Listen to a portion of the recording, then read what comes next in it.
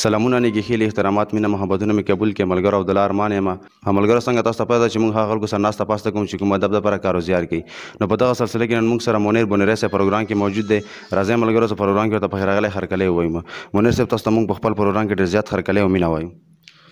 ډېره مننه یاره ژوندی اوسئ او ستاسو د دغه پیج مینوالو ته سلامونه نیکې هیلې او احترامات صحیح شو ډېره زیاته مننه منیر صاحب یو وړوکی سوال به کوم چې ژوند به څنګه روان دی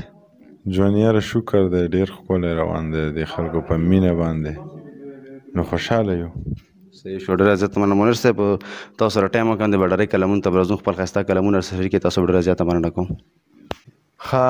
یاره چې څه راته یاد و هغه به درته ووایم چې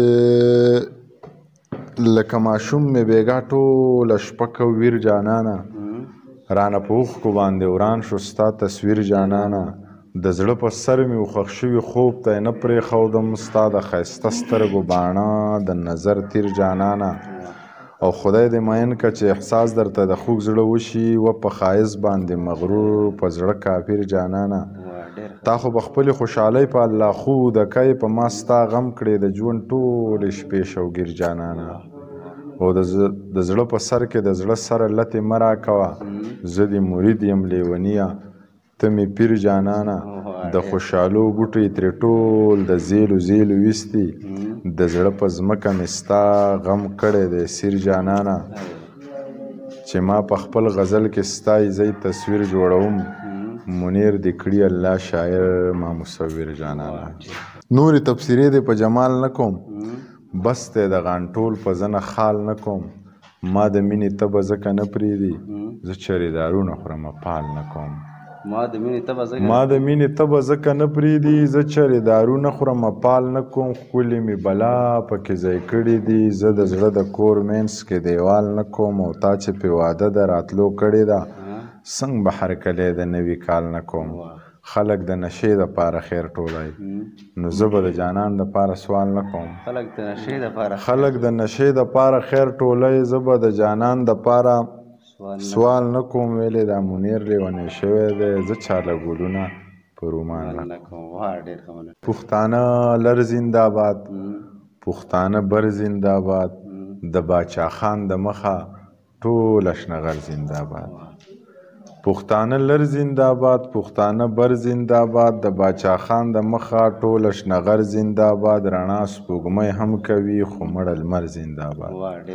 د چا ښایست زنده‌باد د چا نظر زنده‌باد یا بنو ګله یاره ستا مازدیګر زنده‌باد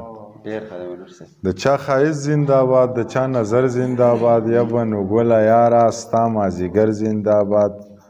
ستا د نقابه لوګی زما صادر زنده‌باد ستا د نقابه لوګی زما صادر زنده‌باد زه لکه باز یوازې کارغان لښکر زنده‌باد شربت د نوې ګوړې او رس خو د کور زنده‌باد شربت د نوې ګوړې رس خو د کور زنده‌باد دا وطن چا آزاد که نه یو خبر زنده‌باد قربانۍ ما ورکړي او د تش په سر زنده‌باد قربانۍ ما ورکړي او د تش په سر زنده‌باد اوس په حسن ووینې